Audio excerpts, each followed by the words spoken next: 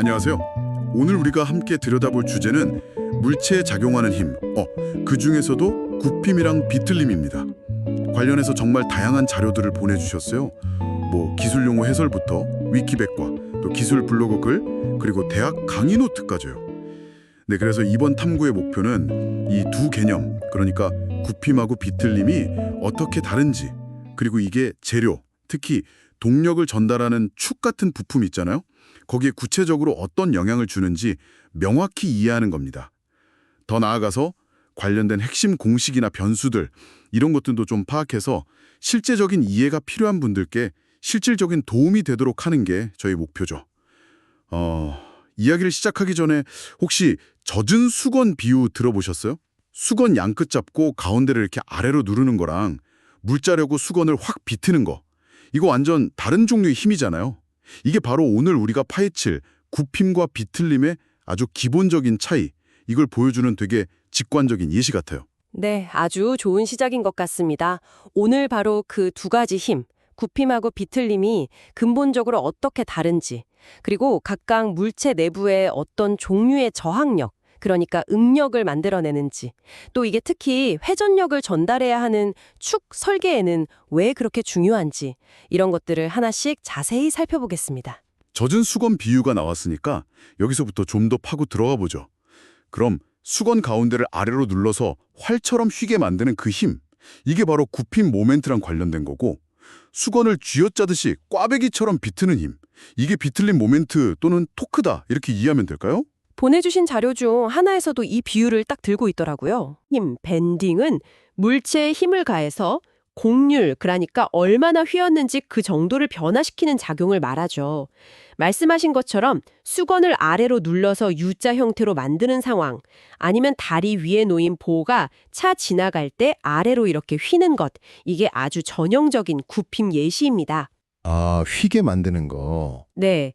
반면에 비틀림, 톨전 또는 트위스팅은 조금 달라요. 이거는 물체의 축을 중심으로 비틀려고 하는 회전력, 즉 토크가 작용하는 상황입니다. 이 힘이 가해지면 축의 길이 방향을 따라서 마치 꽈배기처럼 꼬이는 변형이 생겨요. 자동차 구동축이나 배의 프로펠러 축, 아니면 발전소에서 터빈이랑 발전기 연결하는 축 같은 것들이 이 비틀림을 받는 대표적인 예라고 할 수 있겠습니다. 아, 그렇군요. 그러니까 굽힘은 물체를 휘게 만드는 작용이고 비틀림은 물체를 꼬이게 만드는 작용, 이런 거네요. 작용하는 힘의 형태도 굽힘은 주로 옆에서 누르는 힘 때문에 생기고 비틀림은 회전시키려는 힘, 즉 토크가 주된 원인이고요. 근데 두 모멘트 다 힘 곱하기 거리니까 단위는 N뉴턴, 미터로 같은 거고요. 네, 맞습니다. 그런데 여기서 아주 중요한 차이점이 드러나요. 바로 이 두 가지 다른 외부 작용에 대해서 물체 내부가 어떻게 저항하느냐. 즉, 어떤 종류의 응력, 스트레스가 발생하는가 하는 점입니다. 응력이라는 건 외부 힘에 저항해서 재료 내부에 생기는 단위 면적당 힘, 뭐 이렇게 생각하시면 되는데요. 내부의 저항력이군요. 힘이 발생하면 물체 단면의 수직 방향으로 작용하는 수직 응력, 노멀 스트레스, 이게 주가 됩니다. 그 자료 설명처럼 자를 한번 이렇게 구부려 보세요. 바깥쪽은 늘어나려고 하고 안쪽은 이렇게 눌리려고 하잖아요. 이런 식으로 한쪽 면에는 재료를 잡아당기려는 인장 응력, 텐사일 스트레스가, 그리고 반대쪽 면에는 재료를 누르려는 압축 응력, 컴프레시브 스트레스가 동시에 발생하는 거죠. 아, 인장이랑 압축이 동시에. 네, 반면에 비틀림은 다릅니다. 비틀림은 물체 단면에 평행한 방향으로 작용하는 전단 응력, 시어 스트레스, 타우, T를 발생시켜요. 이건 마치 재료 내부에 얇은 층들이 서로 이렇게 미끄러지거나 엇갈리려고 하는 힘, 그거에 대한 저항이라고 상상해 볼 수 있어요. 같이 보내주신 그 메케닉스 오브 머티리얼스 슬라이드 자료에 이 개념이 잘 나와 있더라고요. 아하, 그 설명 들으니까 확 와닿네요. 굽힘은 재료가 늘어나거나 인장, 눌리는 압축에 저항하는 내부 힘이고, 비틀림은 재료층들이 서로 엇갈려 미끄러지려는 전단, 것에 저항하는 내부 힘이다. 이거군요. 아, 그 슬라이드에 있던 얇은 판 모델, 그림이 딱 그거였네요. 여러 얇은 판 겹쳐놓고 비틀면 판들이 서로 스르륵 미끄러지려는 모습. 그게 바로 전단 응력 작용을 보여주는 거였군요. 그런데 보내주신 자료들을 제가 쭉 훑어보니까요. 유독 그 원형 단면을 가진 축 서큘러 샤프트, 여기서의 비틀림에 대한 내용이 상당히 많더라고요. 혹시 뭐 특별한 이유가 있는 건가요? 이게 다른 모양보다 더 중요하거나 뭐 자주 쓰여서 그런가요? 네, 중요한 이유가 있습니다. 공학적으로 원형축이 비틀림 문제에서 자주 다뤄지는 이유는요. 원형 단면축은 비틀림을 받을 때 단면 형상이 찌그러지거나 뒤틀리지 않아요. 원래의 원형 모양하고 평면 상태를 그대로 유지하기 때문입니다. 축을 중심으로 모든 방향에서 형태가 똑같죠. 축 대칭 X-시메트릭 구조라서 변형고동 예측하고 수식으로 계술하기가 상대적으로 좀 쉬워요. 아, 예측이 쉽군요. 네, 그 슬라이드 자료에서도 이 점을 강조하고 있죠. 반면에 사각형 막대 같은 비원형 단면축은 비틀림을 받으면 단면 자체가 평면을 유지 못하고 물퉁불퉁하게 뒤틀리는 현상, 이걸 뒤틀림, 워핑이라고 하는데 이게 발생합니다. 그래서 원형축 기준으로 만든 비틀림 공식들을 비원형 부재에는 그대로 적용하기가 어려워요. 그 블로그 글에서도 바로 이 뒤틀림 현상 때문에 해석이 복잡해진다고 지적하고 있고요. 아, warping. 그게 문제군요. 그렇기 때문에 원형축에서의 전다 능력, 타우 분포를 이해하는 게 기본이 됩니다. 이 분포가 아주 특징적인데요. 축의 가장 중심, 그러니까 회전축상에서는 전다 능력이 0이에요. 그리고 중심에서 바깥쪽 표면으로 멀어질수록 응력이 선형적으로, 그러니까 직선적으로 증가합니다. 그 결과 축의 가장 바깥쪽 표면에서 전다 능력이 최대값 타우 맥스를 갖게 되는 거죠. 다시 말해서 전다 능력 크기는 중심으로부터의 거리, 즉 반지름, 보통 그리스 문자 로, 나 영어 R로 표시하죠. 여기에 정비례하는 겁니다. 여러 자료들, 뭐 슬라이드나 블로그, 강의 자료 같은 데서 이 선형적인 응력 분포 보여주는 그림 아마 보셨을 거예요. 삼각형 모양으로 이렇게 쭉 증가하는 형태죠. 그렇군요. 아, 그럼 축 중심은 응력이 없고 밖쪽 표면에서 응력이 최대가 된다. 이게 설계를 할 때 진짜 중요한 포인트겠네요. 재료가 견뎌야 하는 가장 큰 응력이 바로 표면에서 생긴다는 뜻이니까요. 그럼 이 최대 응력 값을 실제로 계산하려면 어떤 값들을 알아야 하는지 그 핵심 공식이 궁금해지는데요. 많은 자료에서 공통적으로 나오는 공식이 있더라고요. 비틀림 공식, 타우 이퀄 T로 J 또는 타우 이퀄 TRJ. 네, 이거 슬라이드, 블로그, 위키백과 다 있던데 각 기호가 뭘 의미하는지 좀 짚어주시겠어요? 네, 아주 중요한 공식이죠. 하나씩 살펴보겠습니다. 우선 T는 축에 작용하는 비트는 힘의 크기, 즉 토크 또는 토이저널 모멘트를 의미합니다. 단위는 보통 뉴턴미터를 쓰고요. 그리고 로 또는 R은 말씀하신 대로 축의 중심으로부터 응력을 계산하려는 지점까지의 반지름 방향 거리입니다. 이 값 때문에 응력 분포가 선형적으로 변하고 최대 반경 위치인 표면, 보통 R equal C라고 표시해요. 여기서 응력 타우가 최대가 되는 거죠. 아, 거리 R 때문에 표면에서 최대가 되는 거군요. 네. 마지막으로 J는 극관성 모멘트, 폴라 모멘트 오브 이너시아라고 불리는 값입니다. 이것도 여러 자료에서 아주 중요하게 다루고 있죠. 극관성 모멘트 J. 이름이 조금 어렵게 들리는데 이게 구체적으로 어떤 의미를 갖는 건가요? J, 극관성 모멘트는요. 쉽게 말해서 그 축의 단면 형상이 비틀림에 대해서 얼마나 잘 저항하는지를 나타내는 기하학적인 값이라고 보시면 됩니다. 그 위키백화 정의처럼 비틈에 저항하는 성질을 수치화한 거죠. 중요한 건 이 J값은 재료 종류와는 아무 상관이 없어요. 오로지 단면의 모양하고 크기에서만 결정됩니다. 재료랑은 상관없이 모양만요? 네. J값이 크다는 건 그 단면 형상이 비틀림에 강하다는 의미예요. 그래서 같은 토크 T가 작용해도 J값이 크면 발생하는 전다 능력, 타우는 TPJ는 작아지고요. 뒤에 설명할 비틀림 변형 각도도 작아지게 됩니다. 단위는 면적을 2번 곱한 거랑 같은 차원이라서 내제곱미터, m의 내제곱을 사용합니다. 4제곱미터. 네. 예를 들어서 속이 꽉 찬 원형축 있죠. 반지름 R 또는 C, 지름 D. 이때는 J는 파이 R 4제곱 2분의 1 또는 파이 D 4제곱 32로 계산됩니다. 만약 속이 빈 원형축, 그러니까 튜브 형태라면 바깥 반지름 R5 또는 C2, 안쪽 반지름 RI 또는 C1. 이때는 J는 파이 아오의 4제곱 마이너스 RI의 4제곱 2로 계산됩니다. 전체 원의 J값에서 안쪽 빈 공간에 해당하는 J값을 빼주는 방식으로 계산하는 거죠. 와, 반지름의 4제곱에 비례한다고요? J콜 파이 R 4제곱 2분의 1 공식을 보니까 축 지름이 조금만 커져도 J값이 정말 어마어마하게 커지겠는데요. 예를 들어 반지름이 2배가 되면 J값은 2의 4제곱, 그러니까 16배, 16배나 커진다는 거잖아요. 이게 바로 축 크기가 비틀림 저항 능력에 얼마나 큰 영향을 미치는지 보여주는 거군요. 이야, 정말 흥미롭습니다. 자, 그럼 응력은 알겠는데 축이 실제로 얼마나 꼬이는지, 그러니까 비틀리는 변형 각도는 어떻게 알 수 있을까요? 수건 비틀 때 얼마나 많이 돌아가는지 같은 개념이겠죠? 이걸 비틀림 각, 엠그로브 트위스트라고 부르고 보통 그리스 문자 파이나 세타로 표시하는 것 같던데 관련 공식도 자료들에 나와 있나요? 슬라이드나 블로그, 강의 자료에서 본 것 같아요. 네, 그렇습니다.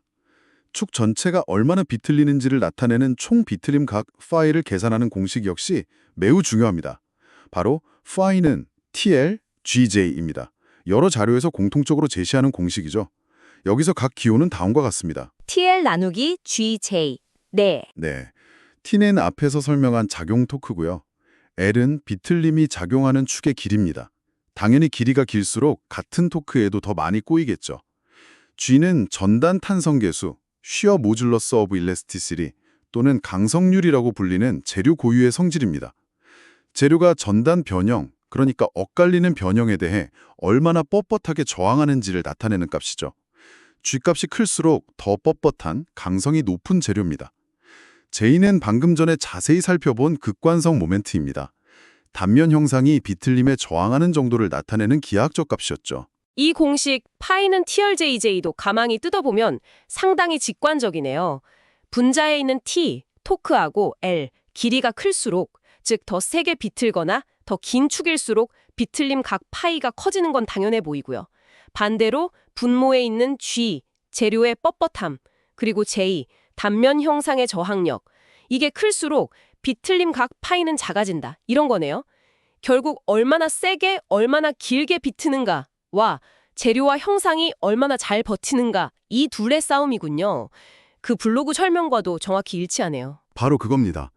그래서 종종 공식의 분모에 있는 G와 J를 곱한 값, 즉 GJ를 통틀어서 비틀림 강성, 토셔널 리지디티라고 부르기도 해요.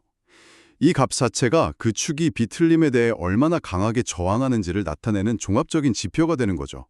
뭐랄까, 축 방향으로 잡아당기거나 누르는 힘에 대한 저항력을 나타내는 축 강성 AE, 탄성계수 2 곱하기 단면적 A와 유사한 개념이라고 볼 수 있습니다. 그 강의 자료에서도 이 비틀림 강성 개념을 언급하고 있고요. 아, GJ가 기계적 완성. 네. 이론적인 부분은 어느 정도 정리가 된 것 같습니다. 그럼 실제 설계를 할 때는 이런 이론 말고 또 어떤 점들을 고려해야 할까요? 예를 들어서 아까 잠깐 언급된 속이 빈축, 중공축이라고 하셨죠. 이건 구체적으로 어떤 장단점이 있을지 궁금하네요. 이게 왜 효율적이라고 하는 거죠? 중심부를 빼내면 당연히 약해질 것 같은데 말이에요. 아, 네. 아주 좋은 질문입니다. 중공축, 할로 샤프트가 왜 종종 더 효율적인 선택이 될 수 있는지 설명해 드릴게요. 앞서 전단 응력 분포를 보면 T=TRJ 공식에서 보듯이 응력은 중심 R=0에서 0이고 바깥쪽으로 갈수록 커지잖아요. 즉, 축의 가장 중심 부분은 비틀림 하중을 거의 부담하지 않는다는 거죠. 따라서 이 응력이 작은 중심 부분을 제거해서 축을 비게 만들어도 축 전체가 견딜 수 있는 최대 응력 수준이나 비틀림에 저항하는 능력, J값 자체만 생각보다 크게 손해보지 않습니다. 반면에 제거된 재료만큼 무게는 상당히 줄일 수 있죠. 아, 응력이 작으니까 빼도 괜찮다. 그렇죠. 그 충북대 강의 자료에 실린 예제 4-2를 보면 아주 명확한 비교가 나오는데요. 동일한 바깥지름과 동일한 토크를 받는 조건에서 안쪽 지름이 바깥 지름의 60%인 중공축은 속이 꽉 찬 중실축에 비해 최대 전단 응력과 비틀림 각이 약 15% 정도 증가하는 데 그칩니다. 하지만 무게는 무려 36%나 가벼워져요. 와, 36%나요? 네, 재료비도 절약되고 특히 항공기나 자동차처럼 경량화가 중요한 구조물에서는 이 무게 절감 효과가 엄청난 이점이 되는 거죠. 그래서 효율적이라고 말하는 겁니다. 강도 손실 대비 무게 절감 효과가 훨씬 크기 때문이죠. 아, 그렇게 비교하니 확실히 이해가 되네요. 중심부 재료는 별로 힘도 안 받는데 무게만 차지하고 있었던 셈이군요. 그럼 파손되는 형태, 페일리어 모드도 재료에 따라 다르다고 하던데 이건 어떤가요? 그 슬라이드의 그림이랑 같이 설명이 있었던 것 같아요. 네, 재료의 특성, 특히 연성, ductility와 취성, brittleness에 따라 파손되는 양상이 완전히 다르게 나타납니다. 먼저 연성 재료, ductile materials, 예를 들어 강철이나 알루미늄 같은 대부분의 금속 재료들은요, 전단 능력이 재료의 전단 강도를 넘어설 때 파손되는 경향이 있어요. 최대 전단 능력은 축의 단면에 평행하게 작용하니까 파단면 역시 축의 길이 방향에 거의 수직하게, 즉 원래 단면과 거의 평행하게 발생합니다. 마치 깨끗하게 똑 하고 잘리는 듯한 모습이죠. 아, 똑바로 잘리는군요. 네, 반면에 취성 재료, brittle materials, 예를 들어 주철이나 분필 같은 재료들은 인장 응력에 매우 취약해요. 순수 비틀림 상태에서 최대 인장 응력은 최대 전단 응력과 크기는 같지만 축의 길이 방향에 대해 45도 기울어진 면에서 발생하거든요. 따라서 취성 재료는 이 최대 인장 응력 때문에 파손되며 그 결과 파단면 역시 축선과 45도 각도를 이루는 나선 형태로 나타나게 됩니다. 45도 나선형으로요. 네, 혹시 분필 손으로 비틀어서 부러뜨려 보신 적 있으세요? 딱 그렇게 나선형으로 깨끗하게 부러지는 걸 볼 수 있는데 그게 바로 이 원리 때문입니다. 와, 저 어릴 때 분필 비틀어 부러뜨리는 장난은 진짜 많이 쳤는데 그게 딱 그렇게 나선형으로 부러졌어요. 그게 그냥 우연이 아니라 최대 인장 응력 때문에 45도 방향으로 깨지는 거였다니. 와, 정말 신기하네요. 그럼 마지막으로 실용적인 측면에서 동력 전달, 파워 트랜스미션 관점은 어떤가요? 우리가 계속 이야기한 토크, T랑 실제 모터나 엔진이 내는 힘, 즉 동력, 파워는 어떤 관계에 있는지 궁금합니다. 그 자료들에 기어와 토크 관계 같은 내용도 있었던 것 같은데요. 동력 전달은 축 설계의 핵심적인 목적 중 하나죠. 동력 파워, 단위는 보통 와트, W나 마력, HP 또는 PS를 쓰는데요. 이것은 축에 전달하는 토크, T와 그 축의 회전 속도, 각속도 오메가 또는 분당 회전수 N과 직접적인 관계가 있습니다.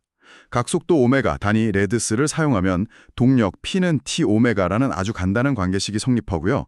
만약 분당 회전수 N 단위 RPM을 사용한다면 그 강의 자료에 나온 것처럼 환산 계수를 포함해서 계산해야 합니다. 예를 들어 동력 P 와트 단위 이퀄 2파이 NT 60 여기서 T는 N이미터, N은 RPM 뭐 이런 식이요.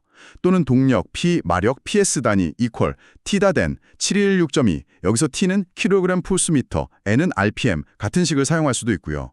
엔진의 크랭크축이나 변속기축, 모터 출력축 등을 설계할 때는 목표 동력을 안전하게 전달하기 위해 축이 얼마의 토크를 견뎌야 하는지 이걸 정확히 계산해야 하므로 이 관계식은 매우 중요하게 사용됩니다. 그렇군요.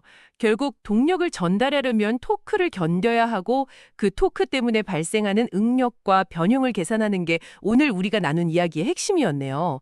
그런데 지금까지는 주로 원형 축에 대해서만 자세히 이야기했잖아요. 만약에 축의 단면이 원형이 아니라 정사각형이나 직사각형이다. 이러면 상황이 많이 달라지나요? 그 블로그 글이나 슬라이드에서 잠깐 언급된 것 같긴 한데 어떤 점이 가장 크게 다를까요? 네, 비원형 축의 비틀림은 원형 축에 비해서 훨씬 복잡한 양상을 보입니다. 앞서 잠깐 언급했듯이 단면이 뒤틀리는 워핑 현상이 발생하고 이것 때문에 응력 분포도 완전히 달라져요. 가장 흥미로운 차이점 중 하나는 그 블로그 설명처럼 정사각형 단면의 경우에요. 흔히 응력이 집중될 거라고 예상하기 쉬운 그 뾰족한 모서리 있잖아요. 거기서의 전단 응력이 놀랍게도 0이 된다는 사실입니다. 네. 0이라고요? 모서리가 제일 클 줄 알았는데? 그렇죠. 의뢰죠. 대신 최대 전단 응력은 각 변의 중간 지점에서 발생하는 경향이 있습니다. 따라서 이런 비원형 단면의 응력이나 비틀림각을 정확히 계산하려면 단면 형상에 따른 수정계수 C1, C2 같은 걸 사용한 복잡한 공식을 쓰거나 아니면 컴퓨터를 이용한 유한요소 해석 FEA 같은 수치 해석 방법을 동원해야 할 때가 많습니다. 또한 비행기 날개 내부 구조처럼 속이 비어있고 벽이 얇은 비원형 튜브 형태의 구조물, 이걸 씬 월드 튜브라고 하는데요. 이런 것들의 비틀림을 다룰 때는 전단 흐름, shear flow, 기호 Q라는 개념을 사용하기도 합니다. 이건 벽 두께 T랑 그 지점 전단 응력 타우를 곱한 값, Q는 T 타우, 이 튜브 둘레를 따라 일정하게 흐른다는 개념인데 복잡한 구조물의 근사 해석이 유용하게 쓰이죠. 여러 자료들에서 관련 내용을 찾아볼 수 있습니다. 자, 오늘 굽힘과 비틀림이라는 두 가지 중요한 개념에 대해 정말 깊이 있게 파헤쳐본 것 같습니다. 한번 정리를 해볼까요? 굽힘과 비틀림. 이건 외부에서 힘이 작용하는 방식, 휘거나 비틀거나도 다르고 그 결과 물체 내부에 발생하는 내부 저항력의 종류, 즉 응력의 종류도 달랐습니다. 굽힘은 주로 수직 응력, 인장과 압축, 비틀림은 전단 응력을 유발했죠. 특히 기계 부품 설계에서 자주 마주치는 원형축의 비틀림 문제에서는 두 가지 핵심 공식을 기억하는 것이 중요해 보입니다. 바로 전단 응력 계산하는 타우는 TRJ와 축의 꼬임 각도, 즉 비틀림 각을 계산하는 파이는 TRGJ 이거였죠. 여기서 J는 단면의 형상이 비틀림에 얼마나 잘 저항하는지를 나타내는 기하학적 척도고 G는 재료 자체가 전단 변형에 얼마나 뻣뻣하게 버티는지를 나타내는 재료 고유의 물성치였고요. 네, 아주 명확한 정리입니다. 결국 핵심은 그거죠. 외부에서 가해지는 비틀림 토크 T에 대해서 축이 어떻게 반응할 것인가, 즉 얼마나 응력을 받고 얼마나 뒤틀릴 것인가 하는 문제는요. 그 축의 단면 형상, J값으로 대표되는 기하학적 특성과 그 축을 이루는 재료, G값으로 대표되는 재료적 특성, 이 두 가지에 의해 결정된다는 것입니다. 그리고 안전하고 효율적인 설계를 위해서는 응력이 어디에서 가장 높게 발생하는지, 원형축의 경우는 바깥쪽 표면이었죠. 그리고 사용되는 재료의 특성, 연성이냐 취성이냐에 따라 파손 형태가 어떻게 달라질 수 있는지를 이해하는 것이 필수적이라고 할 수 있겠습니다. 여기에 더해서 중공축 사용의 효율성이라든지 동력 전달 계산 같은 실용적인 고려사항들도 실제 문제 해결에는 중요한 요소들이고요. 네. 오늘 나눈 이야기들을 바탕으로 마지막으로 한 번 더 생각해 볼 만한 흥미로운 질문을 던져보면서 마무리할까 합니다. 우리가 살펴본 것처럼 비원형 축의 경우 응력 분포가 우리의 직관과는 좀 다르게 나타났잖아요. 예를 들면 사각형 모서리 응력이 0인 거, 그리고 기하학적 형태 자체가 응력 분포에 매우 큰 영향을 미쳤습니다. 그렇다면 다른 복잡한 형태의 구조물은 어떨까요? 예를 들어서 건축물 보나 기둥에 많이 사용되는 아이빔 같은 구조물을 한번 생각해 보시죠. 아이빔은 단면 형상 자체가 위아래 플랜지를 넓게 만들어서 굽힘 하중에 매우 효율적으로 저항하도록 특별히 설계된 형태잖아요. 그런데 만약 이런 아이빔이 주된 하중인 굽힘이 아니라 비틀림 하중을 받게 된다면 어떻게 거동할까요? 원형축이나 사각축과는 또 어떻게 다를까요? 응력은 어느 부분에 집중될 것이며 어떤 방식으로 변형되고 뒤틀릴까요? 아이빔의 그 열린 단면, 오픈 섹션 형태가 비틀림 저항에는 어떤 영향을 미칠지, 또 앞서 잠깐 언급된 전단 흐름 같은 개념과는 어떻게 연결될 수 있을지 이걸 한번 탐구해 보시면 오늘 우리가 함께 살펴본 굽힘과 비틀림에 대한 이해가 더욱 깊어지고 흥미롭게 확장될 수 있을 것 같습니다.